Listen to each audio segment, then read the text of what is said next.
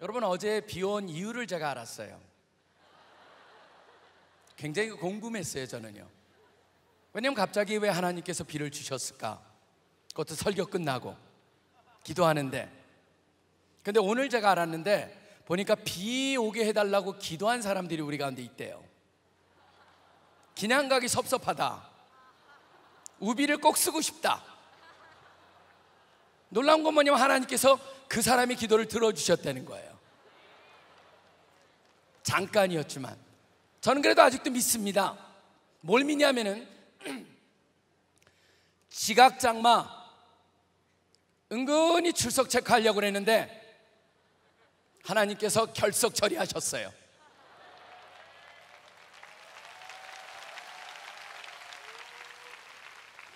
오늘 이렇게 하나님께서 아름다운 날씨를 주셨습니다. 기도의 조그마한 기도까지도 응답하시면서 또 이 분위기를 주장해 가시는 하나님, 이러한 분위기를 주시는 그분은 누구십니까?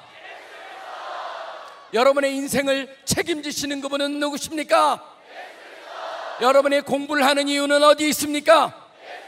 우리가 섬겨야 되는 이유는 무엇입니까? 우리가 성공하려는 이유는 무엇입니까? 우리가 자랑해야 되는 그 이유는 어디 있습니까? 통일을 누가 주십니까? 북한 핵을 어떻게 해결할 수 있습니까? 한반도의 평화의 열쇠는 누가 주고 계십니까? 우리 경제 회복의 키는 누가 갖고 계십니까?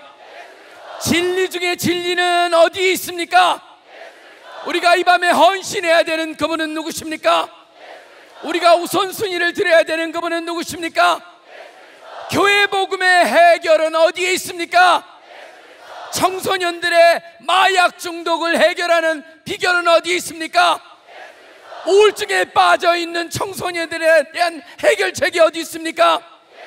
청년들의 자살에 대한 문제도 해결을 어디에서 할 수 있습니까? 동성애를 막는 방법도 어디에 있습니까? 우리의 가정을 지켜주시는 그분은 누구십니까? 우리 캠퍼스의 주인이 누가 되어야 됩니까? 여러분의 친구들이 믿어야 될 그분은 누구십니까? 여러분이 학교로 돌아가서 함께 전해야 될 그분은 누구십니까? 여러분의 학교에서 사람들이 모여가지고 궁극적으로 무엇을 하던 간에 그 핵심에 꼭 품어야 될 그분은 누구십니까? 이곳을 떠나셔도 그곳에서 우리랑 함께 하시고 우리를 인도하시는 그분은 누구십니까? 이 밤도 우리가 꼭 절대로 헌신하며 따라야 되고 그분의 은혜를 받아야 될 바로 그분의 이름은 무엇입니까? 그렇습니다, 여러분. 예수 그리스도, 이 마지막 밤에 예수님은 늘 그러십니다. 예수님의 방법이 그렇습니다. 항상 가장 좋은 것을 마지막에 주십니다. 가장 좋은 것을 마지막에 주시는 그분, 갈수록 더 좋은 부분. 세상은 처음엔 좋지만 갈수록 시원찮아지는데 하나님은 그렇지 않습니다. 알면 알수록, 깊어지면 깊어질수록 더 좋은 것, 그게 바로 예수님의 사랑이고 하나님의 사랑입니다. 인생을 살다 보면 천둥치고 번개가 치고 억수로 비가 오는 그런 순간들이 있습니다. 어려움입니다. 역경입니다. 그거는 누구도 피할 수가 없습니다. 근데 그런 순간에 여러분이 던져서 여기에 나오는 질문이 그것을 굉장히 어떻게 다루는가에 있어서 가장 중요한 질문이 됩니다. 뭐냐면은 그러한 것을 지날 때 누가 여러분과 함께 하느냐는 겁니다. 그 다음에 누가 그런 가운데 도움을 줄 수 있느냐, 이것이 인생에서 참으로 중요한 질문입니다. 오늘 우리가 보는 봉독했던 그 가운데 나오는 다윗이라는 사람도 가장 어려운 상황을 지나가는 그런 상황이었습니다. 저는 이 어려운 상황을 보면서 마틴 부버라는 사람이 이런 얘기를 합니다. 진정한 삶은 만남으로 구성되어 있다. 근데 상당수의 만남이 나와 그것이라고 하는 물질과의 만남 그 이상의 것이 아니라고 하는 겁니다. 근데 진정 가치 있고 우리가 느낄 수 있고 가장 소중하게 여겨야 될 그런 만남 뭐냐면 나와 당신, 인격적인 만남이 이루어지느냐 안 이루어지느냐에 따라서 다르다고 하는 것이죠. 다윗 같은 경우에는 좀 인생의 어려움을 지나고 있습니다. 바로 뭐냐면은 자기의 아들인 압살롬이 왕위를 뺏어버립니다. 왕이라고 선언을 합니다. 사람들이 압살롬으로 쫓아갑니다. 그 가운데 함께했던 아히도벨이라고 하는 장군은 압살롬 배반을 하고 다윗을 압살롬의 편이 되어버립니다. 피난을 합니다. 도망을 합니다. 도망을 하는데 사람들을 쫓아오는 사람을 급하게 도망을 하는데 그것을 알고 조롱하는 시므이라는 사람이 나타나서 돌을 막 던집니다. 돌을 던질 뿐만 아니라 저주를 합니다. 조롱을 합니다. 그 모욕을 갖다가 지납니다. 근데 그러한 사람들이 있는가 하면은 또 반대도 있습니다. 뭐냐면 나이가 많은데도 이 사람은 충성을 다해서 뭐냐면 목숨을 자기가 걸더라도 궁전으로 돌아가서 다윗을 보호하겠다라고 하는 나이 들은 후세라는 사람이 있습니다. 후세라는 사람이 궁정으로 돌아가서 나는 당신을 돕겠습니다 그래가지고 목숨을 걸고 압살롬의 궁전으로 들어갑니다. 그리고 오늘 만나는 사람 하나가 있습니다. 바르실레라고 하는 사람입니다. 물론 처음에 보면은 세 사람으로 소개가 되어 있지만 앞에 두 사람은 더 이상 얘기가 나오지 않습니다. 마지막 사람 바르실레라는 사람은 여러 번에 거쳐서 앞으로 나오게 됩니다. 여러분 중요한 건 뭐냐면 두 종류의 부류가 있지 않습니까? 바로 아히도벨과 시므이 같이 배반자가 있고 조롱하는 이런 기회주의자가 있는가 하면은 절대적으로 변하지 않는 후세 같은 사람이 있고 바로 어려울 때 진정한 도움을 주는 바르실레가 있습니다. 이것을 통해서 우리는 굉장히 중요한 레슨을 배우게 됩니다. 지금 여기에 바르실레가 나옵니다. 바르실레라는 사람은 아까 길르앗의 로글림이라는 출신이라고 되어 있습니다. 성경에 보면 로글림이라는 게 정확히 어딘지 모릅니다. 근데 바로 지금 여기서 상황이 어떻게 되면 급하게 예루살렘에 도망해가지고 요단을 건넜습니다. 요단을 도착하자마자 마하나임이라는 곳에 딱 도착하는데 거기서 이 세 사람들이 딱 날아와가지고 다윗과 함께한 사람들한테 가져온 것들을 다 펼쳐놓습니다. 근데 흥미로운 건 뭐냐면 이렇게 되어 있습니다. 침상과 대야와 질그릇과 밀과 보리와 밀가루와 볶은 곡식과 콩과 팥과 볶은 녹두와 꿀과 버터와 양과 치즈를 가져왔다고 되어 있습니다. 근데 여러분 이상하지 않아요? 그냥 저자도 먹을 것을 잔뜩 가져왔더라 그러지 않고 굉장히 자세하게 얘기하고 있어요. 그 안에 무슨 내용이 있습니까? 잠잘거리, 그러니까 침구들, 그 다음에 요리기구들, 요리에 필요한 절대적으로 핵심적인 것 그뿐만 아니고 당장 먹었을 때 에너지를 확 소위 말하는 당을 띄워주는 그런 음식까지 그대로 가지고 있어요. 뭡니까? 상대방이 뭐가 필요한지를 정확히 알아가지고 지금 가져오고 있다라고 하는 겁니다. 바르실레라고 하는 사람과 함께한 세 사람을 통해서 뭘 보여주냐면 이렇게 얘기합니다. 그들을 생각에 백성이 들에서 시장하고 고운하고 목마르겠다 함이라 라고 되어 있습니다. 이건 뭘 말합니까? 그들이 얼마나 배려가 있는 사람인 걸 보여줍니다. 바로 이 사람이 어떤 사람들입니까? 인생을 통하여서 도움이 필요한 사람한테 도움을 줄 줄 아는 사람이에요. 아, 참 훌륭한 사람이구나 이렇게도 있지 않습니다. 성경은 더 깊이 들어갑니다. 19장에 가보면 드디어 18장에서 압살롬이 죽임을 당합니다. 이제 다윗이 왕위로 복권을 합니다. 복권을 하면서 다시 이제 복권을 하고 돌아가는 귀환을 하는데 다시 이 요단강을 건너려고 요단강 저편에서 와가지고 딱 도착을 합니다. 그때 바르실레가 그 왕을 맞으러 내려오는 장면이 19장에 나와 있습니다. 근데 여기 보면은 드디어 바르실레라는 사람이 어떤 사람인가를 갖다 잘 보여줍니다. 뭐라고 그러냐면 바르실레를 다시 내려오는데 뭐라고 표현하고 있냐면 그는 큰 부자라고 되어 있습니다.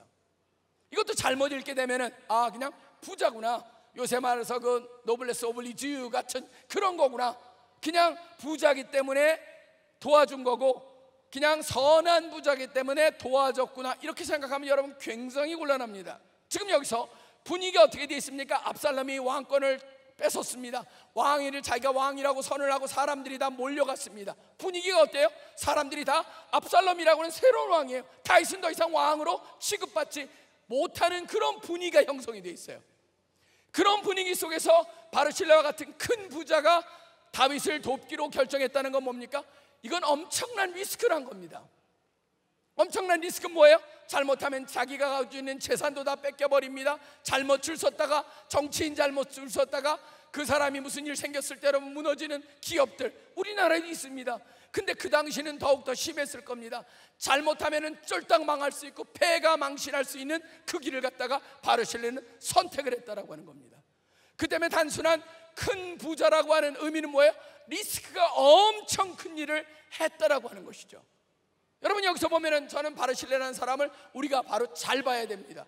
뭐냐면 소중한 일에 기회가 던져졌을 때 그 기회를 갖다가 바로 자기가 아무리 리스크가 커도 옳은 일을 선택하고, 바로 압살롬은 하나님께서 왕위로 인정을 하지 않고 유일하게 이스라엘의 왕은 하나님께서 세워주신 왕은 다윗이다라고 하는 걸 사람이 알았기 때문에 비록 도망가는 왕일지라도 그 왕을 자기의 모든 리스크를 더해가지고 도왔다라고 하는 것을 여러분이 보셔야 한다는 겁니다.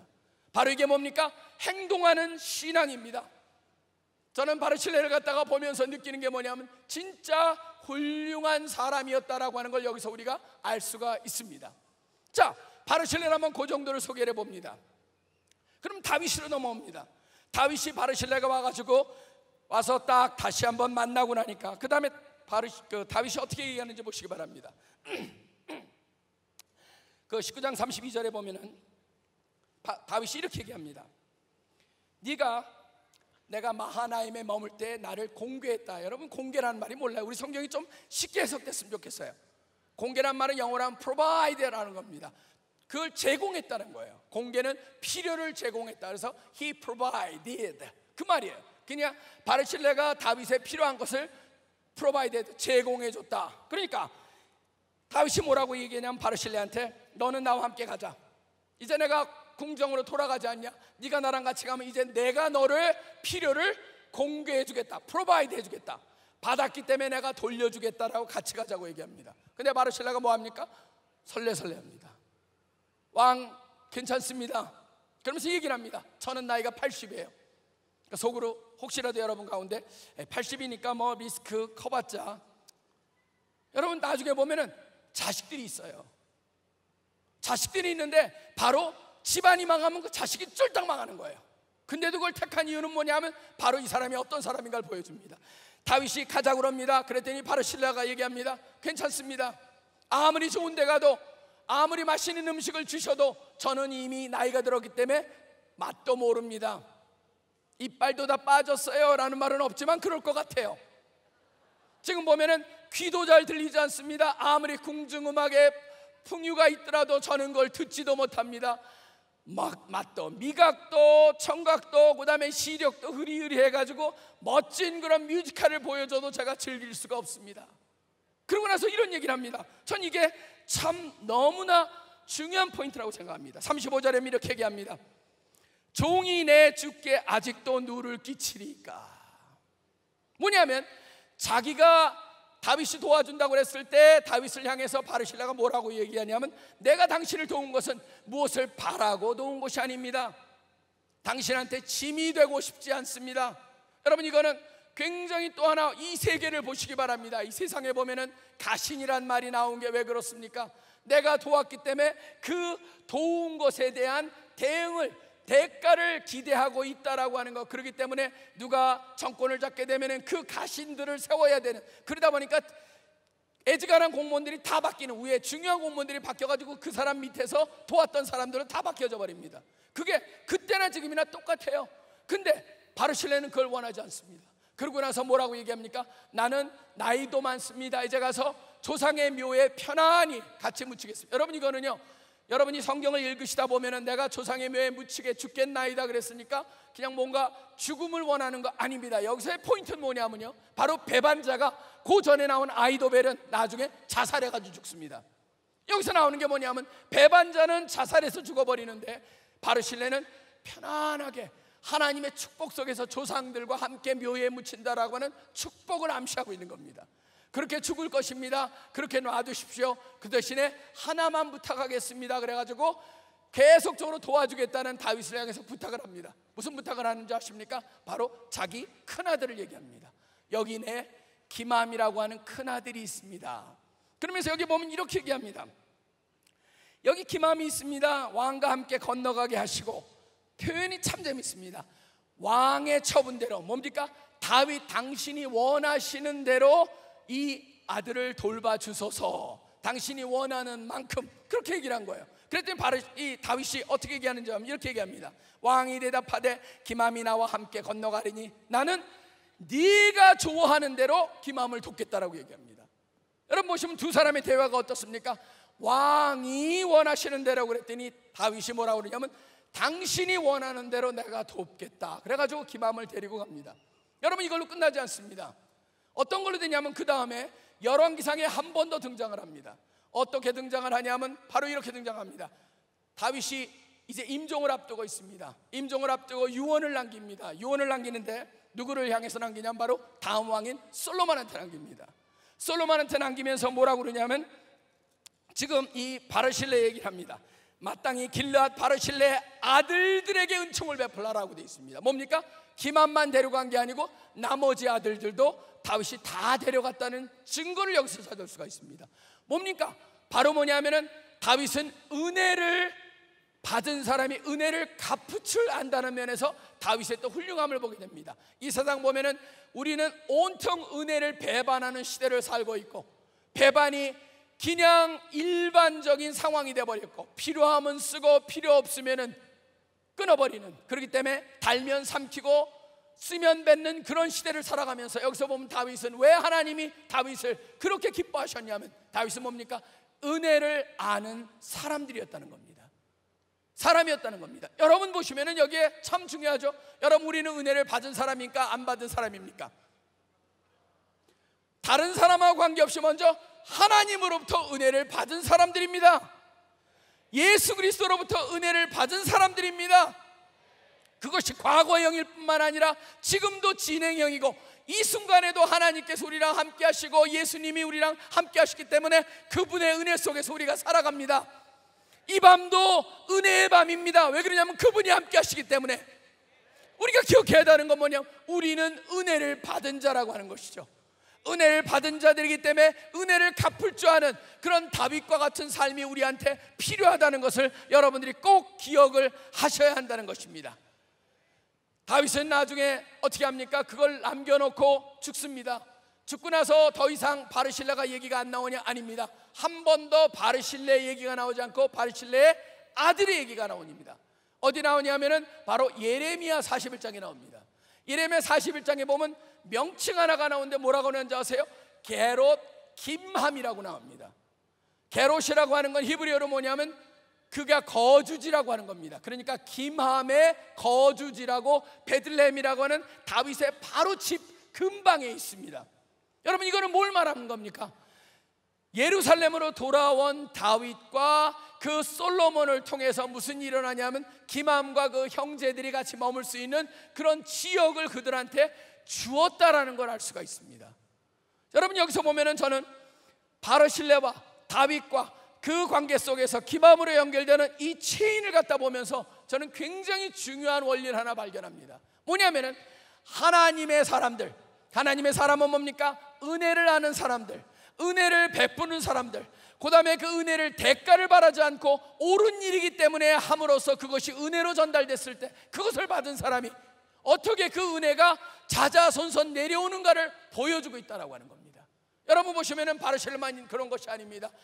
시류가 어떻고 세상이 어떻든 간에 세상의 사조가 어떻고 그 다음에 세상의 분위기가 어떻고 그거에 관계없이 옳은 것을 선택하고 하나님이 기뻐하시는 걸 선택하는 바르실레 같은 사람을 통해서 다윗이 그렇게 위로를 받고 다윗이 그때 그 힘을 얻게 한 그런 사람이 바로 하나님께서 바르실레 같은 사람을 이 역사 속에서 만들고 계십니다. 신약으로 와보세요. 누가 그렇습니까? 저는 신약으로 왔을 때 제일 이런 위험함에도 불구하고 커다란 리스크를 테이크한 사람들이 상당히 많이 나옵니다. 특별히 그 중에서도 예수님의 죽음과 연결돼서 두 사람이 언급이 되어 있습니다. 성경에 보면 그냥 우리도 쑥 지나갈 수가 있습니다. 근데 자세히 읽어보십시오. 거기에 보면은 예수님에게 무덤을 제공한 사람이 있습니다. 아리마대 요셉이라고 하는 사람입니다. 여러분 보시면은 그냥 것도 아무것도 아닐 수 있습니다. 근데 성경에 뭐라고 나오는지 아세요? 아리마대 요셉은 부자 요셉이었다고 되어 있습니다. 여러분, 예수님이 돌아가실 때 그 주위에 누가 있었습니까? 예수님을 죽이고 예수님이 죽인 것을 조롱하고 확인하고 그것을 잘됐다라고 응원하고 있는 그러한 유대의 종교 지도자들이 거기에 있었습니다.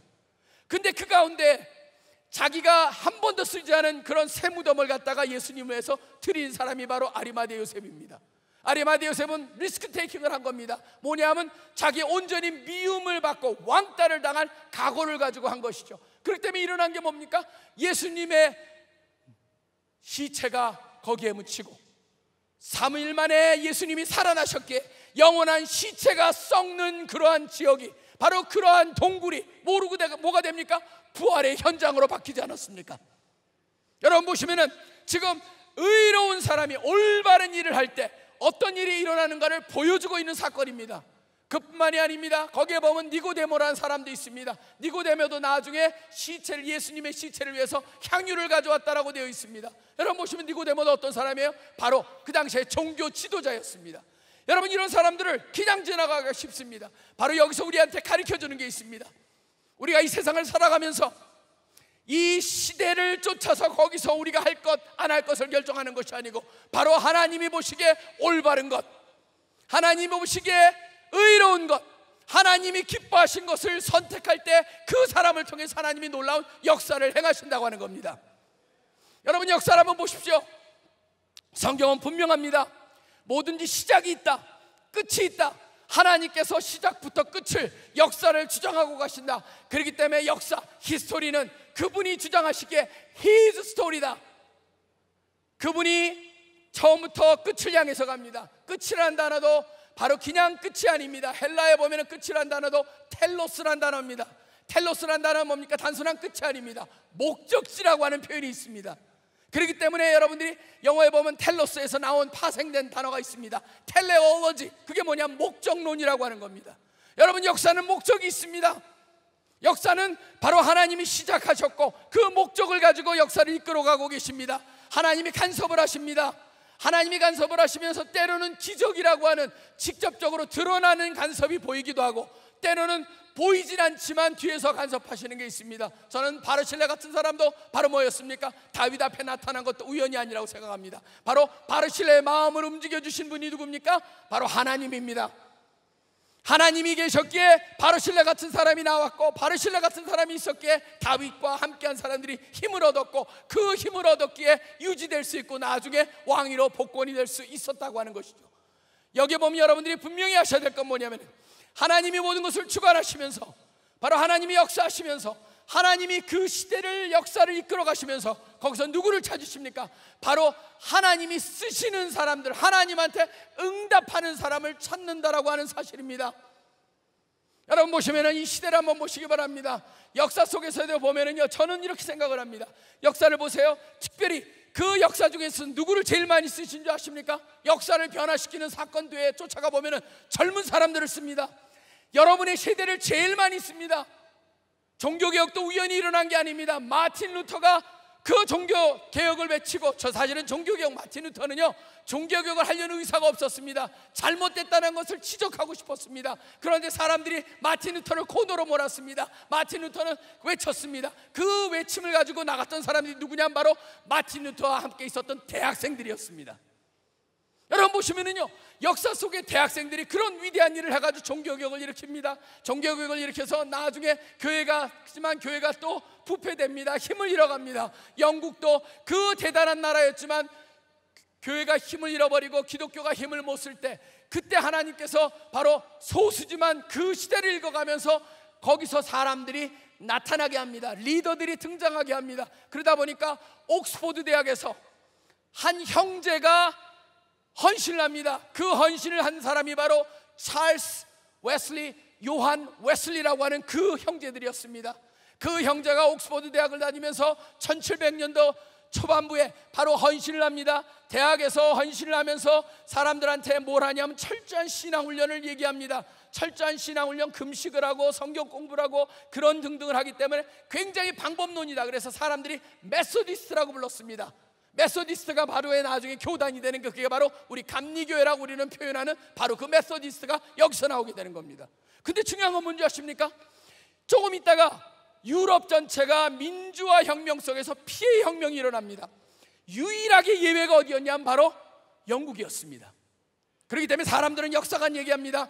영국을 유럽의 피해 혁명에서 보호한 것은 바로 웨슬리 브라더스의 그 헌신이었다라고 얘기합니다. 그뿐만이 아닙니다. 케임브리지 대학에서는 찰스 시메온이라는 사람이 18세기 말에 헌신을 합니다. 18세기 말에 헌신하면서 54년 동안 결혼도 하지 않고 케임브리지 대학에서 학생들을 지도하고 학생들을 키웁니다. 우리 말하면 간사였습니다. 완전히 케임브리지 전임 간사였습니다. 그걸 갖다가 평생을 합니다. 그 가운데 뭐가 나옵니까? 바로 케임브리지 세븐이라고 하는, 완전히 변발을 하고 중국에 들어가서 복음을 전하는 그 사람들이 거기서 나오고, 그 제자 중에 하나가 우리나라에 제일 먼저 들어온 선교사, 잠깐 왔던 사람도 바로 그 찰스 시메온의 제자였다라고 하는 사실이 알려지고 있습니다. 뭡니까 여러분? 보면은요, 한 사람이 헌신을 했을 때 그것을 보면서 어떤 일이 일어나는가를 보여줍니다. 그뿐만이 아닙니다. 미국에서도 마찬가지였습니다. 미국에도 1700년도 말은 교회가 완전히 무너졌습니다. 영적 각성운동이 일어났지만 제2차 각성운동은 조금 했습니다. 상대적으로 사람들이 은혜를 받았습니다. 성령의 물결이 왔습니다. 그런데요, 성령의 물결이 온다고 해서 모든 사람이 다 변하는 게 아니에요. 모든 사람이 헌신하는 게 아니에요. 거기서 한 사람이 특별히 헌신합니다. 그 사람은 바로 16살짜리 아이였습니다.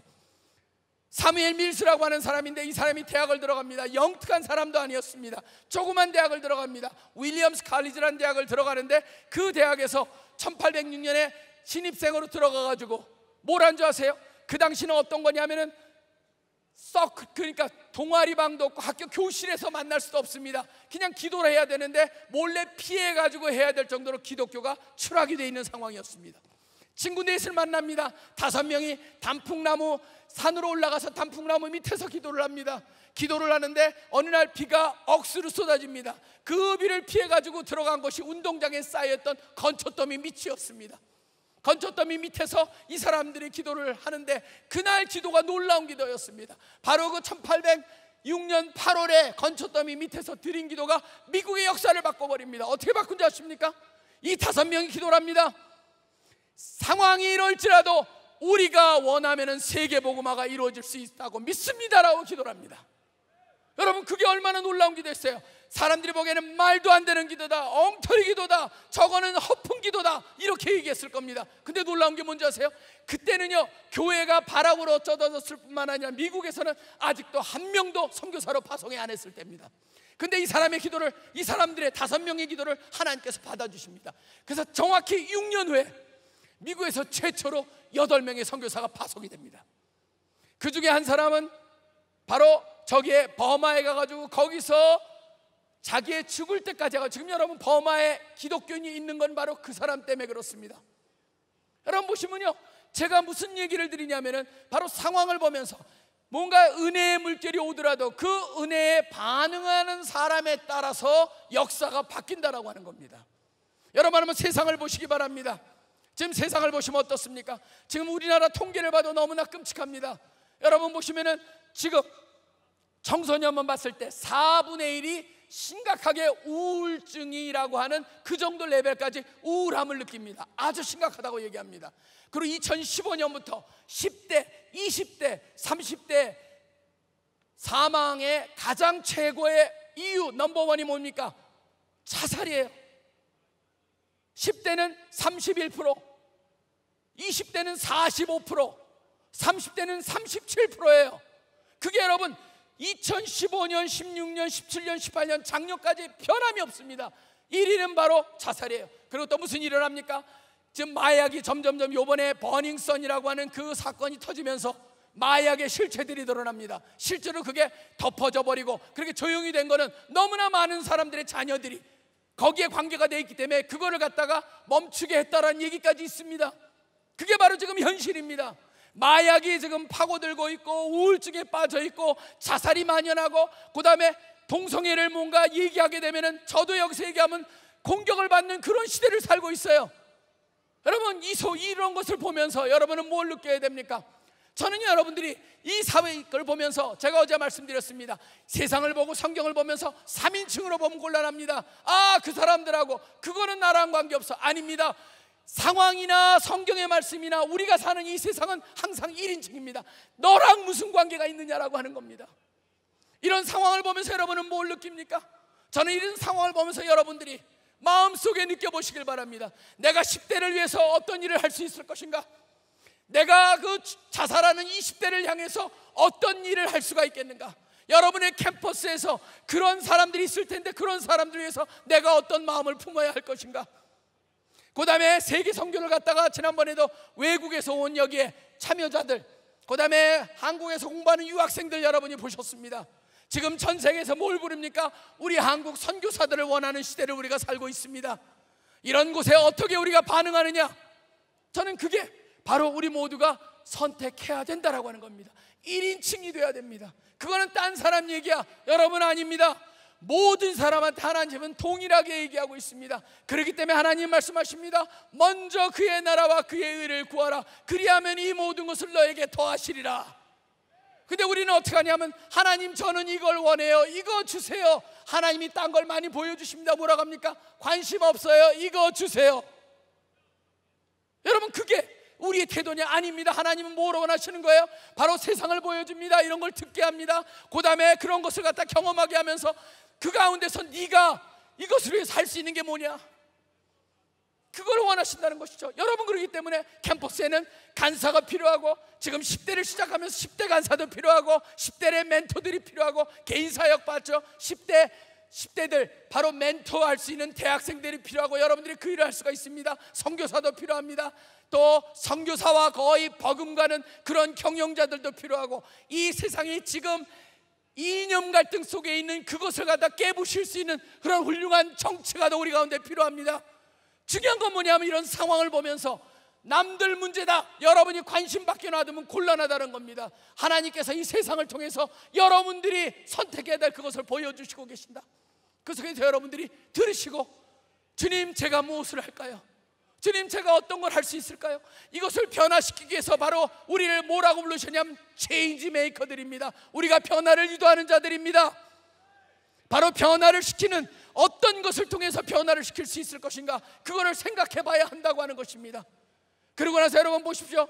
혼자 할 수 있는 게 있습니다. 근데 또 같이 해야 되는 게 있습니다. 같이 할 때 힘이 납니다. 같이 하는 게 힘이 나는 것, 여러분 보시면은 같이 할 때 어떤 일을 합니까? 저는 이것도 굉장히 재밌다고 생각합니다. 말벌하고 꿀벌하고 지난번에 내셔널 지오그래피를 보는데 말벌이 공격이 왔습니다. 꿀벌 집으로 왔습니다. 어떻게 하는 줄 아세요? 꿀벌이, 여러분 말벌하고 꿀벌하고 게임이 되질 않습니다. 말벌은 이거는 진짜 나쁜 벌레예요. 왜냐하면 얘네들은 생산성이 없어요. 꿀벌은 열심히 꿀이라도 모아가지고 막 그러는데 얘네들 와서 다 뺏어 먹고 죽이고 그런 일만 해요. 꼭 모기 같은 존재예요. 저는 가끔가다 그런 생각이 들어요. 모기도 근데 좋은 일을 할지 모르겠어요. 저도 무슨 일을 하는지는. 그래서 가끔가다 하나님 왜 모기를 만드셨어요? 그런 생각이 들어요. 근데 말벌도 보면은 왜 얘는 존재할까? 물론 꿀벌의 어떤 사람이 그래요. 꿀벌의 population control, 꿀벌을 갖다가 그 꿀벌의 꿀벌 수 조절에 필요하다, 뭐 그럴 수 있을 겁니다. 근데 지금 뭐 여러 가지 이유로 꿀벌들이 많이 없어지고 있는데 꿀벌을 쳐들어왔어요. 얘가요. 어떻게 하는 줄 아세요? 말벌이 한 마리가 들어옵니다. 들어오면 얘가 보고 나서 가잖아요. 말벌 떼를 데리고 오거든요. 그러니까 얘를 죽여야 돼요. 근데 싸워가지고는 안 되는 거예요. 어떻게 하냐면은 꿀벌들이 은근히 얘를 꼬십니다. 그러니까 얘가 더 말벌이 안으로 기어들어와요. 조금 기어들어오니까 무슨 일 합니까? 꿀벌들이 가서 말벌을 덮쳐가지고 말벌을 완전히 다 둘러싸버리는 거예요. 그런데 거기서 뭐냐면 0.5도씨의 기적이 일어나요. 0.5도씨 뭐냐면 47.2도에 말벌이 죽어요. 꿀벌은 47.7도까지 살 수 있어요. 그러니까 얘가 살아가지고 뭐합니까? 날개짓을 막 해요. 꿀벌들이. 그래가지고 올려 놨지. 그래가지고 47.2도, 야 우리 40 조금만 더 올리자, 0.1도만. 그래 47.3도가 되면 말벌이 드디어 하고 죽습니다. 죽고 나면 어떻게 해요? 꿀벌들이 이제는 처리하는 거예요. 왜냐하면 얘가 가서 척후병이었기 때문에 와서 조사를 하고 돌아가게 되면 말벌떼를 데려오거든요. 여러분 여기서 굉장히 중요한 우리의 원리를 하나 배우죠. 무슨 원리냐면은 여러분, 우리가 함께 할 때 어떠한 원수나 어떠한 적들도 이겨낼 수가 있다라고 하는 겁니다. 여러분, 그러다 보니까 바로 함께라고 하는 것이 굉장히 중요합니다. 성경에 보면 함께입니다. 캠퍼스도 여러분이 혼자 할 수 없습니다. 그렇기 때문에 우리가 캠퍼스에, 그 캠퍼스에 CCC에 순이 있고, 또 여러분들이 기도하면서 역할을 감당해야 됩니다. 마치 뭐 같습니까? 아말렉 족속들과 싸우는 모세와 여호수아 같은 겁니다. 바로 여호수아는 전쟁을 하고 있습니다. 모세는 산 위에 올라갑니다. 팔을 높이 듭니다. 여호와 니시라고 하는, 여호와 승리라고 하는 그 팔을 들고 마치 국기를, 아니 그 군기를 흔드는 것 같습니다. 승리 승리 그러고 있는 것 같아요. 근데 어떡합니까? 노인이 팔이 아프죠. 팔이 처져요. 팔이 처지니까 어떡합니까? 옆에서 안 되겠다, 아론하고 훌이라고 하는 그 두 사람이 모세를 바위에 앉히고 팔을 들어가지고 팔을 갖다 부추깁니다. 팔이 내리면은 여호수아가 지고, 팔이 올리면 다시 이기는데 바로 아론과 훌이 팔을 받쳐줍니다. 그래가지고 이기는 그 장면이 나와요. 그 장면을 통해서 뭘 보여주는 거예요? 여러분, 거기에 보면은 이스라엘 백성이 한 사람 대의 없이 모두가 자기 역할을 하면서 적군과 싸웠다는 겁니다. 저는 그렇기 때문에 여기에 모인 우리 귀한 형제들 자매들 한 사람 한 사람이 누구도 구경꾼이 없어야 됩니다. 이곳을 떠나는 순간 캠퍼스로 돌아가고 여러분이 계시는 곳으로 갔을 때 무슨 일을 해야 돼요? 이제는 여러분이 하나가 되어야 됩니다. 바로 여러분이 하나로 뭉쳐야 됩니다. 여러분이 각자의 역할을 감당해야 됩니다. 그럴 때 여러분, 함께 했을 때 놀라운 역사가 일어난다는 것을 꼭 기억하시길 바랍니다. 성경에는 약속을 하고 있습니다. 역대하 16장 9절에 보면 이런 말씀이 나옵니다. 여호와의 눈은 온 땅을 두루 감찰하사 전심으로 자기에게 향하는 자들을 위하여 능력을 베푸시나니, 전심으로 그분을 찾고 구하는 여러분들이 되실 때 하나님께서 능력을 주실 것입니다. 여러분, 그리고 놀라운 것들이 또 많습니다. 사실은 자연을 통해서 저는 참 많은 것을 배우는데요. 휴 화이트라고 하는 교수가 1930년대에 일어난 사건입니다. 근데 이 사건이요, 나중에 이 사람이 학계에다 보고를 해가지고 이 사건이 발표되기까지, 이것을 연구해가지고 나오기까지 거의 40년이 걸립니다. 뭐냐면 1930년대에 이 사람이 원래 그 시애틀이라고 하는 그쪽 지방에서 하는 교수였습니다. 곤충을 연구하는 사람입니다. 곤충을 연구하러 약간 저쪽 그 인도네시아 그쪽에 어느 지역으로 갔습니다. 그러니까 사우스 이스턴인 그 아시아로 가가지고 이렇게 강을 따라서 이렇게 올라가는데, 여러분 보시면은 바다랑 강이 만나는 곳에 그쪽 열대에 가면은 맹그로브라고 하는 굉장히 뿌리가 얽혀져 있는 그런 나무들이 있습니다.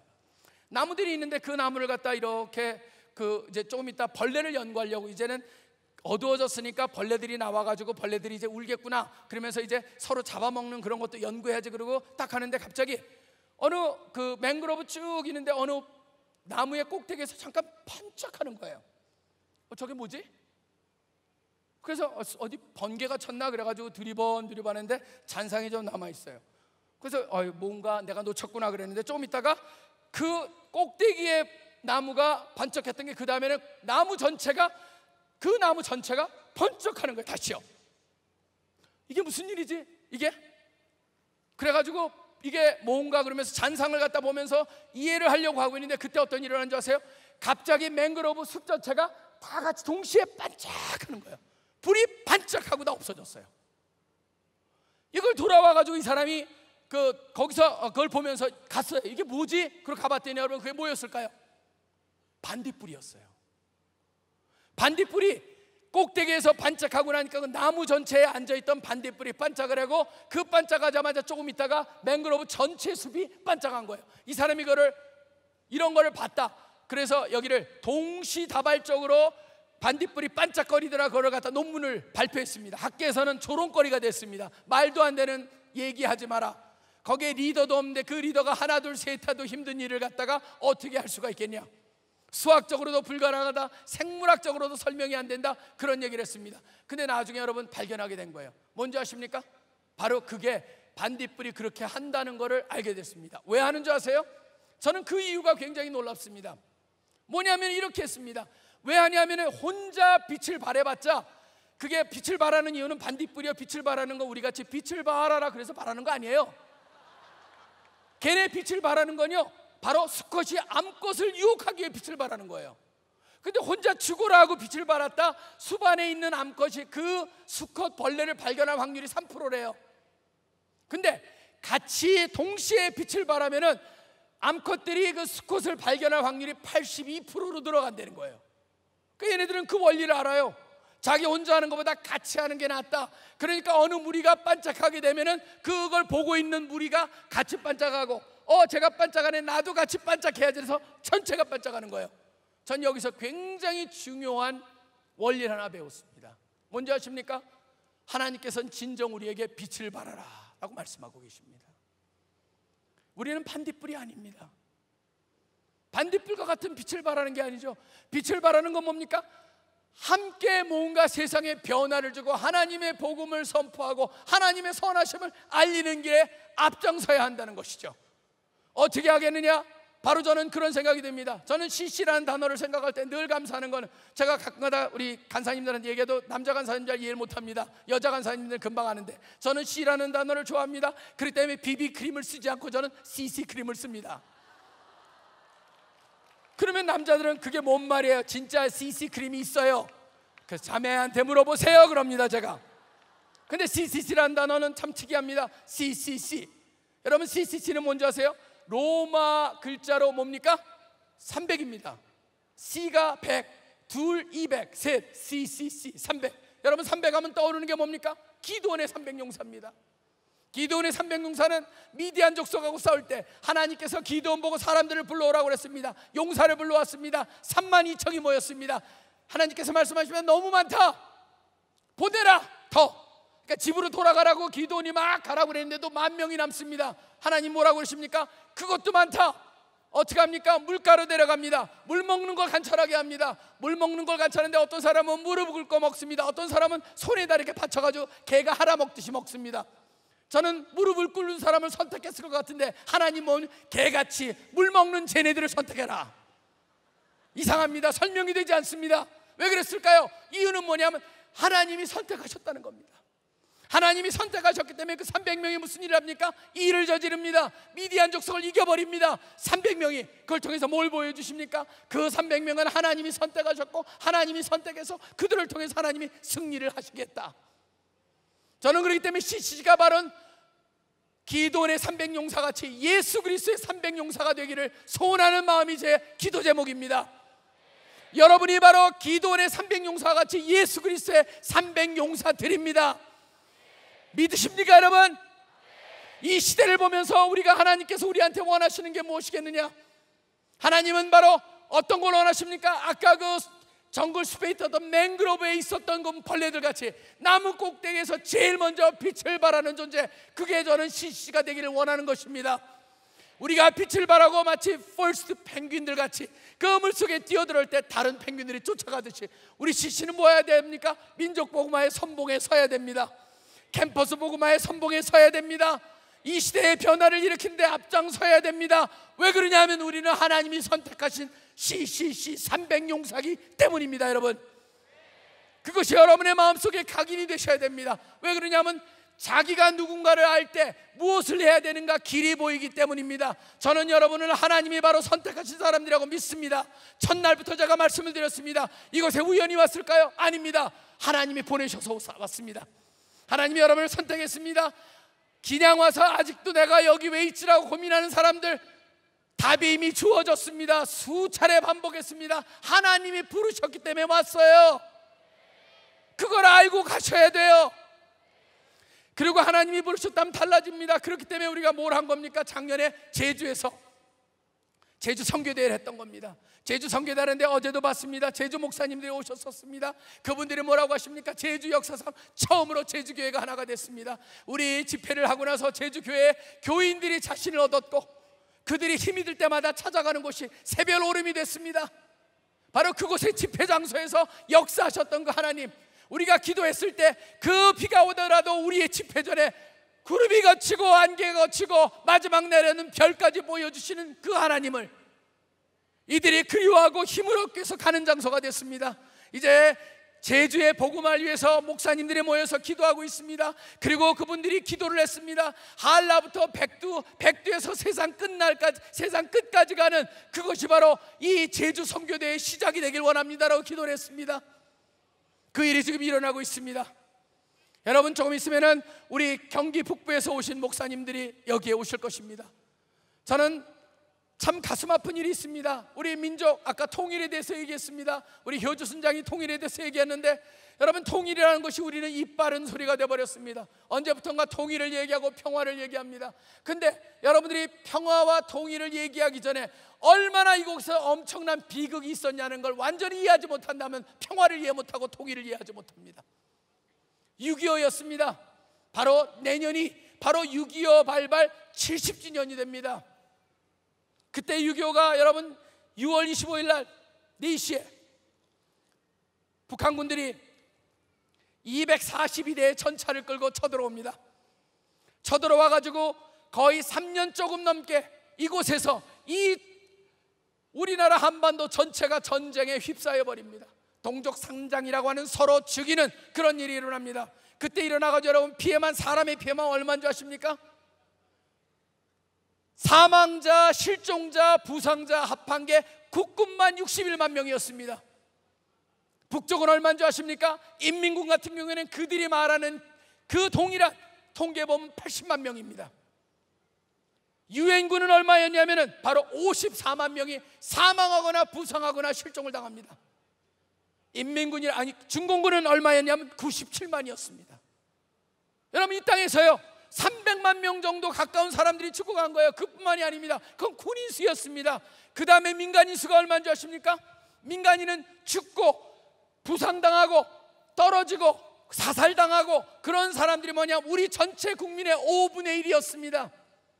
우리 전체 국민의 5분의 1이 자기의 가족 중에 부상을 당하거나 죽거나 실종당한 사람들이 5분의 1, 그게 바로 우리 민족의 역사 속에 이 땅에서 바로 있었던 날입니다. 여러분 보시면은 그 일이 일어나면 안 되죠. 되겠습니까? 안 되겠습니까? 안 됩니다, 여러분. 그게 바로 평화입니다. 그래서 평화가 중요한 것이죠. 통일이라는 것도 바로 우리의 경제의 돌파구라고 사람들이 얘기하지만 저는 그 이상이 있습니다. 뭡니까? 싸웠던 민족이 화해가 되고, 화해한 민족이 하나가 되어서 세계 복음화를 위해서 나가는 그런 하나님의 쓰임을 받는 민족으로 다시 태어나야 된다는 그런 당위성이 우리한테 있습니다. 그게 바로 통일의 이유입니다. 정치가들은 경제 논리를 피고 정치 논리를 피지만 우리는 그런 논리가 아닙니다. 우리 논리는 뭡니까? 영적 논리입니다. 하나님 나라의 논리입니다. 바로 그것이 우리는 통일을 위해서 기도하는 이유죠. 예수 그리스도의 사랑으로, 예수님의 복음으로 하나가 될 수 있지, 여러분 둘을 섞어 놓는다고 하나가 됩니까? 절대 되지 않습니다. 지금 여기에 온 세터민들도 우리가 품지 못하는데 어떻게 그들하고 하나가 되겠습니까? 길은 예수 그리스도밖에 없습니다.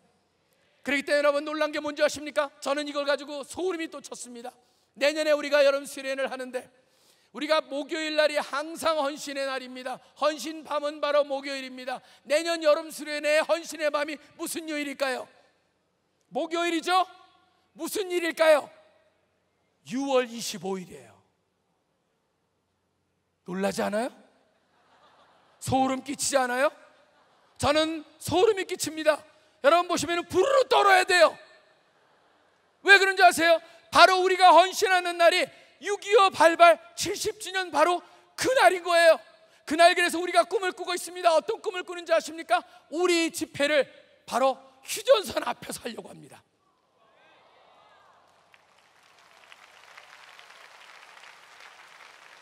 휴전선 앞에서 우리만 하는 게 아닙니다. 경기 북부에 있는 우리 교회들이 하나가 되어서 5만 명 이상 10만 명까지 모여서 밤마다 북쪽을 향해서 찬양하고 밤마다 북쪽의 평화와 통일을 위해서 기도하는 그런 밤을, 그런 여름 수련을 내년에 우리가 꿈꾸고 있습니다. 여러분,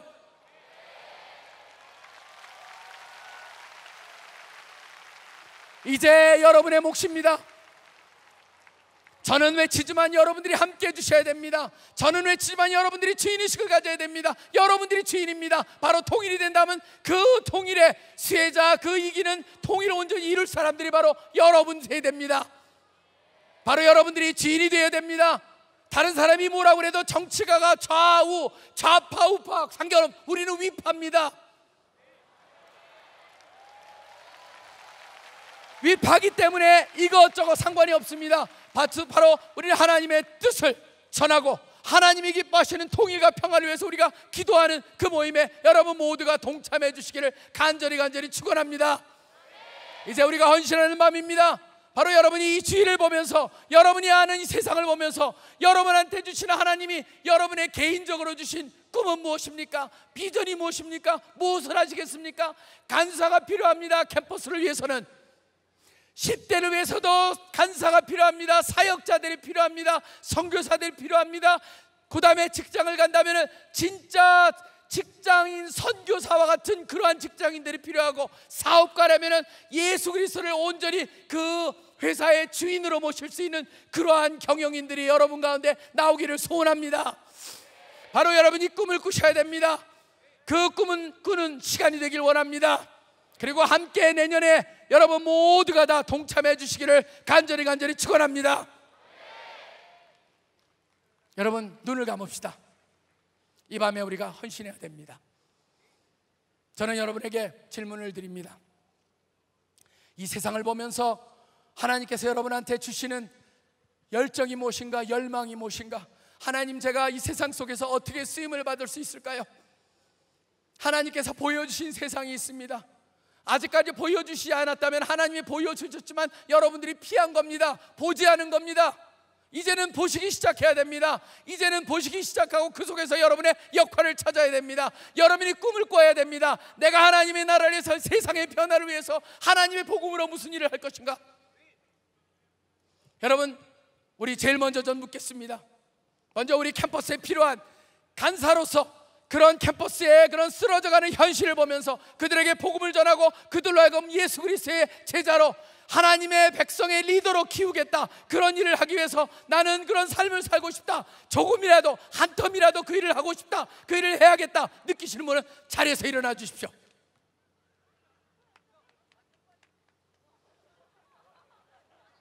여러분, 간사는요 쉽지 않은 겁니다. 그렇지만 하나님께서 여러분의 헌신을 받으실 거라고 믿습니다. 여러분,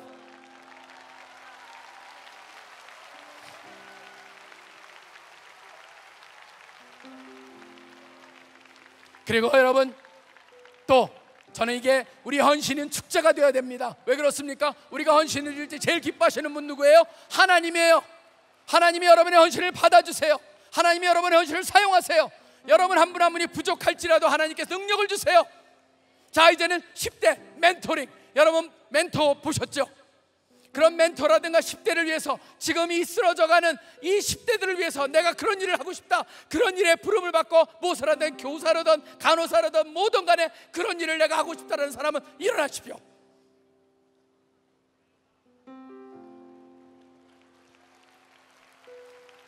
여기에 바로 소망이 여기 있습니다. 여러분들이 바로 소망입니다. 믿으십니까 여러분? 여러분이 변화의 소망입니다.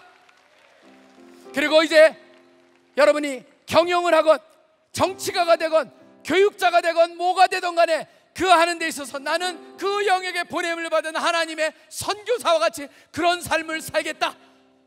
그리고 실질적으로 해외에 나가서도 나는 전임 선교사로 그 일을 하겠다. 먼저 전임 선교사부터 일어나죠. 전임 선교사, 나는 선교 역할을 하겠다라고 하는 분들 일어나세요.